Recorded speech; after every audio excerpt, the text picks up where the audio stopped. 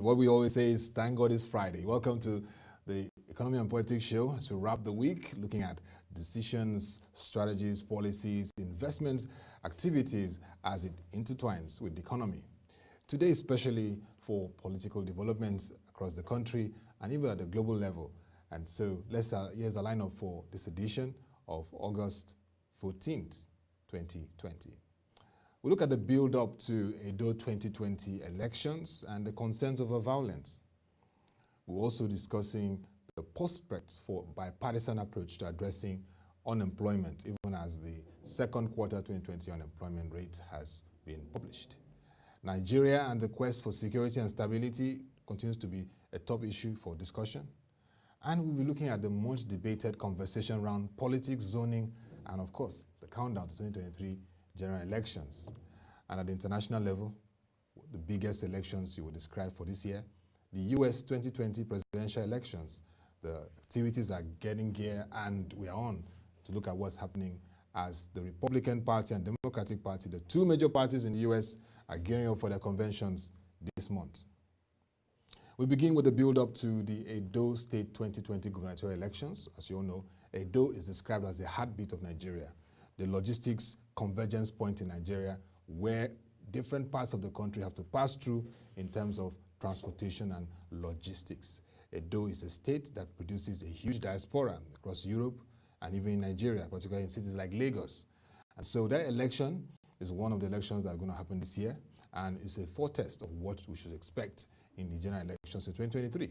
And who are the major contenders? Again, like in 2016, Governor Godwin Obaseki, but this time in the People's Democratic Party, and Pastor Osagie Ize-Iyamu of the All Progressive Congress. In 2016, it was Governor Godwin Obaseki in the All Progressive Congress and Pastor Osagie Ize-Iyamu in PDP. This is the first time this is happening in history of Nigerian gubernatorial elections, where the same candidates contested in different parties are doing same in a reverse order, and it's a very interesting election. So it's scheduled for 19th of September 2020, and as you know now, it's less than a month to the polls. But the major concern is violence. This could mar the elections.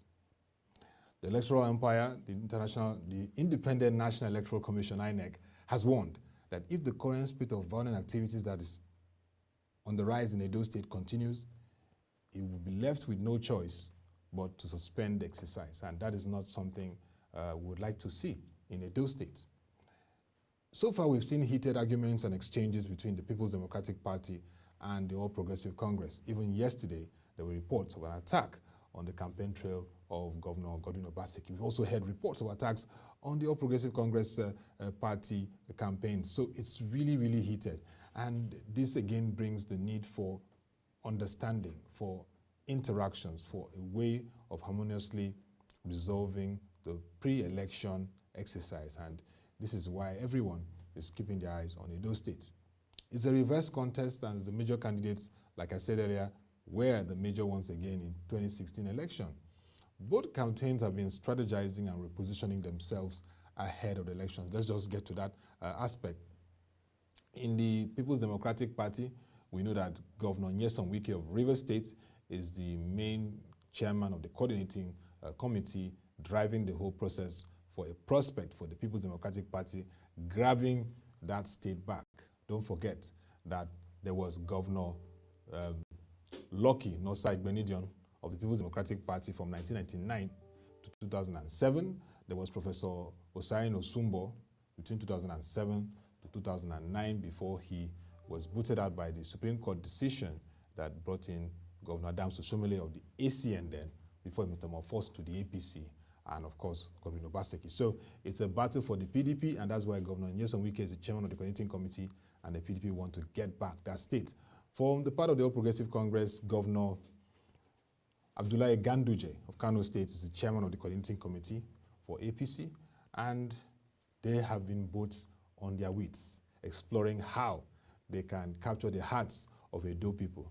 They've visited the states, they've done their campaigns, and it's so much of rhetorics and talks around the chances of the parties. But what I expected to see more was ideological engagement. I mean, very articulate propositions, not more of attacking personalities. which has been the characterization of what politics in Nigeria has played out over the years. We don't really focus on the issues of ideology. We will discuss that further, but I think the last time we had those kind of constructive engagements on ideology was the much touted June 12, 1993 presidential election.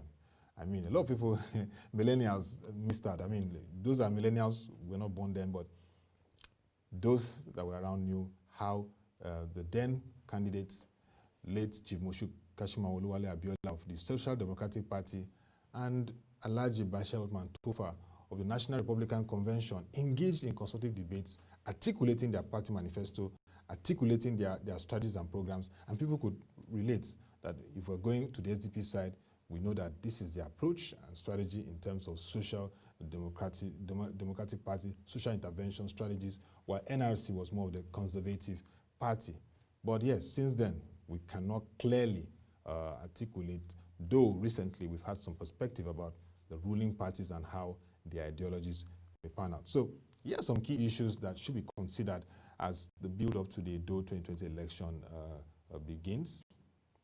First is that both APC and PDP, who are the major parties, now there are other parties that have candidates, but the APC and the PDP are the major parties of who it is much expected and much projected will produce the next governor. Both parties are advised to call their candidates and members to order. Why? Because when you look at the exchanges between both candidates and even their party leaders and stalwarts, it's becoming very heated. There has been attacks on various politicians. Gunmen, attacks on campaign trails, and these are all fueled by statements, inciting statements that needs to be cautioned. So both parties should call their candidates and members and the organizing committees to order in terms of avoiding comments that could trigger violence ahead of the election. The second point is that Edo 2020, like I said earlier, should be an ideological battle, not a theater of war. Theater of war doesn't create an enabler for a very conducive election. And we need to see ideological positions. We need to see strategies, which, of course, should characterize elections. I mean, the US, which we'll discuss further, is the epitome of how democracy has thrived. And they always push looking at ideologies, strategies. And so that is what we expect to see more at campaign trails, not the display of the tendencies of a theater of war. I mean, a situation where top government officials say that they have intelligence that there are plans to assassinate them, and their allegations and counter-allegations will not go well for Edo State. And this is why, even I know that both major faiths are praying about the election, it is important that state actors work towards addressing those triggers that could create a theater of war experience in the Edo State election. Then there's expectations that just like happened in 2016, there will be a robust gubernatorial debate. And for those of you that followed in 2016, it was very rich, robust. I mean, both Pastor Osagi Izeyamu and Governor Godwin Obaseki were there at the debate, and we could hear clearly how they planned to move Edo State forward.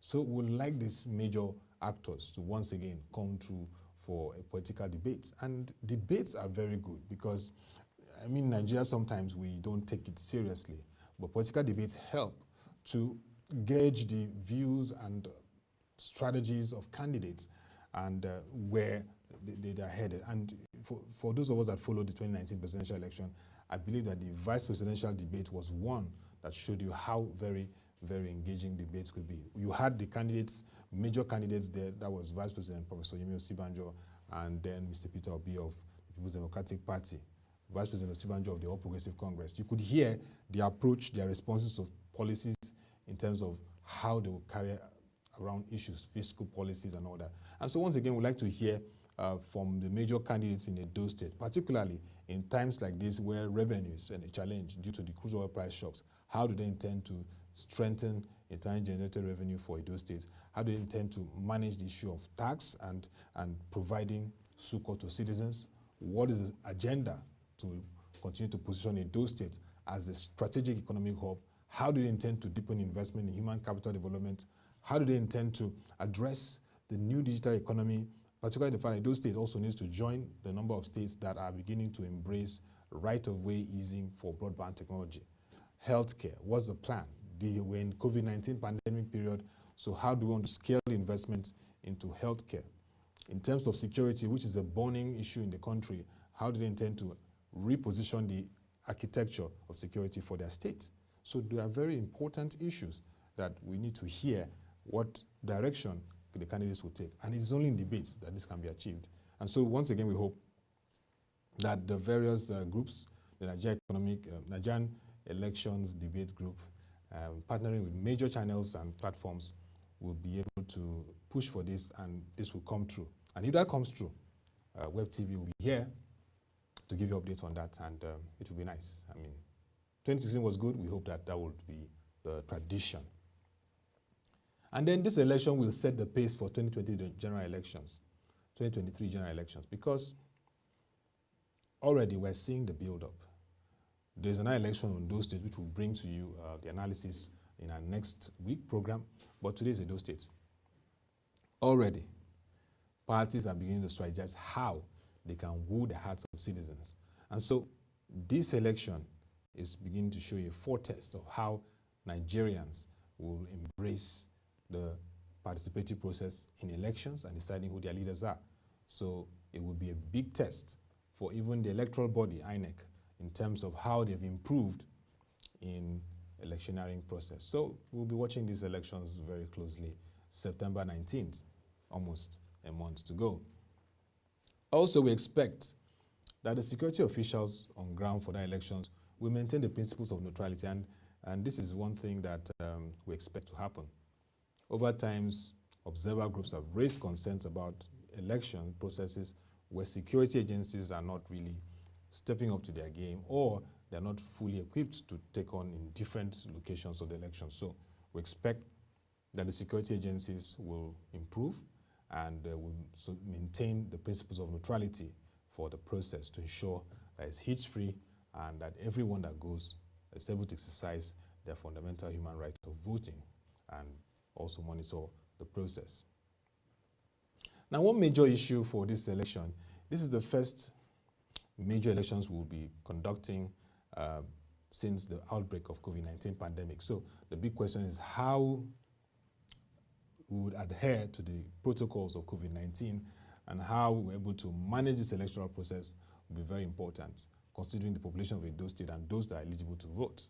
So the social distancing principle, wearing of face masks, face shields, and ensuring that every activity or every act or player carries the process of sanitization, hand sanitizer and all that. Those processes will be very critical as we continue to hear the issues of the new normal. For me, I feel that we've come to that point where we have to innovate around electoral process to embrace technology for elections, looking to the future, e-voting process. Who says we can't do that? So this will be one election that will test our post-pandemic processes for electioneering.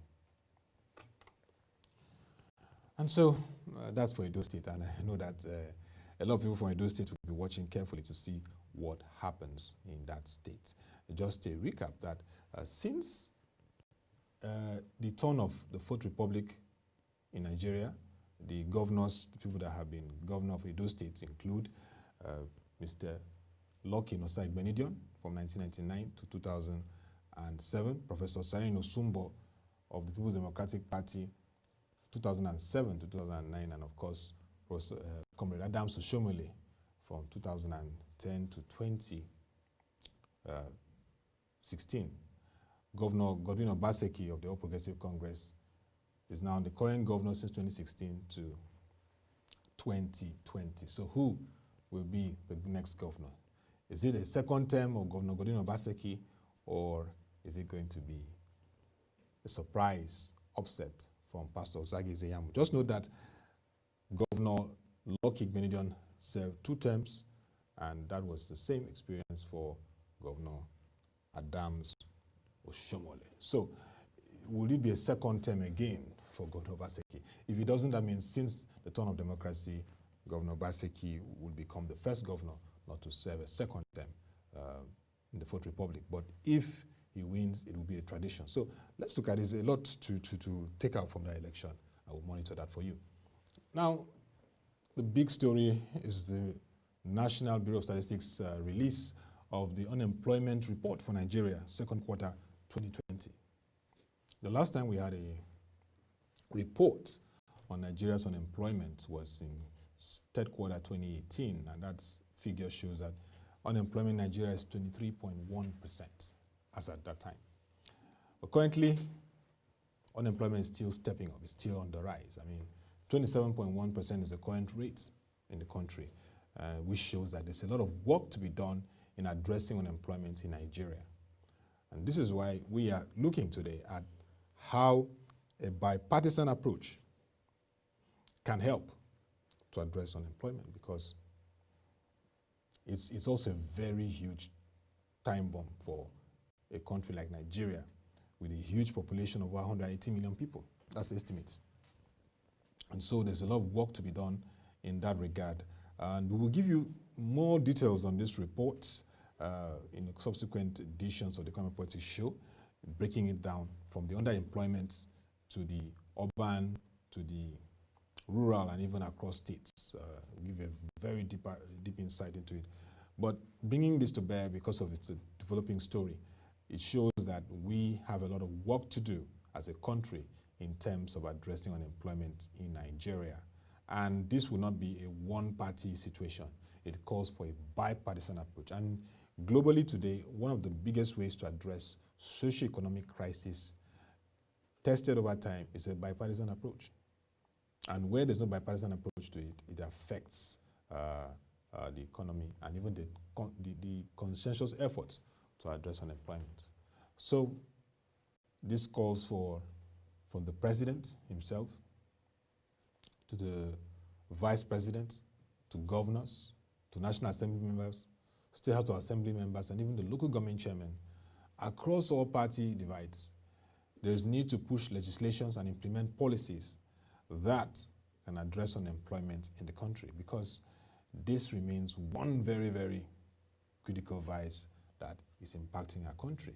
And so if we have that drive, that coordination, definitely we can reduce unemployment to a level of 10% and then gradually 5%, and we are at that path. But that has to do with big, big programs that are bipartisan, not just a party concern, but a bipartisan approach that is far-reaching for the country. And like I said, we'll give you further breakdown of these updates on unemployment. But just to give you the first breaking news, that the unemployment rate of the country for second quarter 2020 is 27.1%. So we still have high unemployment in Nigeria. Let's get on to a recent virtual webinar I was opportuned to participate in by invitation, organized by the Center for Values and Leadership in collaboration with Nigerian Governors Forum. The conversation was on security and stability of the country, and this was a major issue that came to the fore, and several governors were in attendance, which was good. And kudos to Professor Pat Otomi, founder of the CVL, who was the convener and was able to engage these governors on the steps they are taking to addressing security. Governors like Dr. Willie Obiano of Anambra State, Mr. Simon Lalong of Plateau State, Mr. Samuel Otom of Benue State, Mohammed Badaru, Alhaji Mohammed Badaru Baka of Jigawa State, Engineer Abdullahi Sule of Nasarawa State, Professor Babagana Zulum of Borno State, which is the epicenter of the current insurgency in the country, and Mr. Yaya Bello of Kogi State. These were the governors that featured, and including the deputy governor of Enugu State. She was also part of it. The key takeaways from the forum was about the concerns of security and stability and what steps need to be taken and what are the lessons so far. The first step is that from the governors, and this is just a collation of the major key takeaways, is that security requires courage but sustainable financing. So every governor must show courage, and that's very important in this time, but must find a way of sustainably financing all the security apparatus in their respective states. How to utilize the security votes, how to support the police in the operations there, and various other civilian joint security outfit is critical to addressing insecurity in their various states and in general, the country. And then there's also a clear need to invest in peace-building agencies. And this is one case study from Plateau State. Governor Simon Lalong said he has a peace-building agency that's been really working hard to integrate the whole state and address insecurity. So those agencies that push for peace and help to create orientation for peace are critical areas that states should address in tackling insecurity. And then one major takeaway was investing in technology. Yes, technology. And what are the things that technology can really do in tackling insecurity? The issues of early warning, early detection, intelligence gathering processes, and metrics, data, insights into areas that are described as hotspots of insecurity in states that can be tracked, and even technologies around CCTV, where people can be monitored and we can foresee patterns in cities. So those are the ways technology can really help, and more investments in that regard, including cyber security investments, will be critical for states. And then the issue of community engagement was a major issue raised, which is important for re-emphasizing the need for consciousness on security. So community engagement, which the governors believe is key, will involve all state officials engaging various community leaders to continue to provide necessary information where required on people and groups that they suspect are axis of terror in their respective localities. And they call that the governors all agreed that they must live up to their responsibility of securing lives and properties in the country. They must step up, they must explore ways, like we say, think out of the box. Every situation that comes up of insecurity in the state, they must show that leadership in stepping up to protect the lives of their citizens. And the state must focus on the empowerment of citizens and the creation of more employment opportunities, because all the governors that gave their contribution agreed that where there is employment, like we've talked about, the current unemployment rate in Nigeria, 27.1%, is a huge issue. If you can address unemployment, and if you can also create jobs opportunities and strategically empower people, the issues around insecurity will be addressed to an extent. And then the need to address the persistent farmer-herders clashes. It's a recurring issue, and they've talked about the need for ranching. Ranching should be considered across the country. And then the National Livestock Transformation Program, NLTP, they believe that it should now be implemented to address issues like the farmer-herders crisis. The rule of law for them is critical. Where the rule of law applies, it helps to also serve as a deterrent for those that violate the laws and are fomenting trouble and tensions in the country. Key issues discussed at that forum as they looked at security in the country. Let's move on quickly as we begin to intelligence gathering was among other issues that was raised, and the need to equip the police with necessary weapons to support the military. One other debate, like I raised earlier, there is a major issue of concern and discourse as we build up 2023 is politics, zoning, and 2020. So here's the big question. I would like you to join the conversation. Should zoning be the focus for deciding who becomes the next president of Nigeria across political parties, or should it be competence? So send your views and comments to hashtag AskWebTV on that. Since 1999, we've had the following as presidents of Nigeria. President Olusegun Obasanjo, 1999 to 2007 from the Southwest. President Umaru Yar'Adua late from 2007 to 2010, Northwest. President Goodluck Jonathan, 2010 to 2015 from the South-South. President Muhammadu Buhari from 2015, currently our president from Northwest. So from this, we can infer that Northwest has produced 2 presidents since the turn of the Fourth Republic. South-South has produced 1, and the Southwest 1. So the other regions that feel that they are neglected or marginalized, the Southeast is looking at the presidency in 2023, and the debate is zoning or competence. What should Nigerians look out for? What is that priority for the electioneering process, particularly in 2023? So that is where I would like you to make your contributions, as the permutations are already starting on who or which region should produce the next president. We'll keep this space open for all your conversations and comments, and we'll bring them up in the course of our program that discusses politics when we feature them. And at the global scene, the countdown begins for the elections of the world's most powerful nation, which is the United States of America, scheduled for November 3rd, 2020. Every nation in the world always watches our election because they know that U.S. continues to drive global socioeconomic activities, decisions from there, affects the world. So who are the major candidates for this election? President Donald Trump, the incumbent president from the Republican Party, and former Vice President and Senator Joe Biden is the candidate of the Democratic Party. Their running mates are already known. Vice President Mike Pence is the running mate to President Donald Trump for the Republican Party, and Senator Kamala Harris this week was announced as the running mate to Senator Joe Biden. The conventions of both parties are scheduled for this month. The Democratic Party will begin the show with hosting their from August 24 to 27, 2020. Like I said earlier, this is a democracy that articulates a lot of ideologies and policies and plans. So you will learn, for Nigerians, we need to watch and see how they articulate their policies and plans and how far they will go and what they will do if they win the elections. The date is November 3rd, 2020. That's the general elections. But America remains one democratic process to learn from.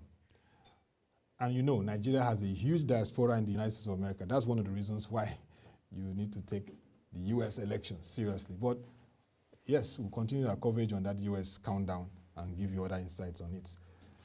Well, that's what we have for today. It's been an interesting week discussing economy and politics with you, and I believe that you've learned a lot, and that's why we say we should send your comments and views to news@prochange.com and also join our website www.prochange.com to watch our videos, read our news reports and analysis. Till we come your way again, just note that whatever political economic debates or conversation you have, make sure it's constructive and productive. Join us by 10 a.m. for the market review where we discuss developments in the financial and capital market as it relates to the economy. Till we come your way again, thank you for watching. Have a nice day, have a blessed weekend, and stay safe.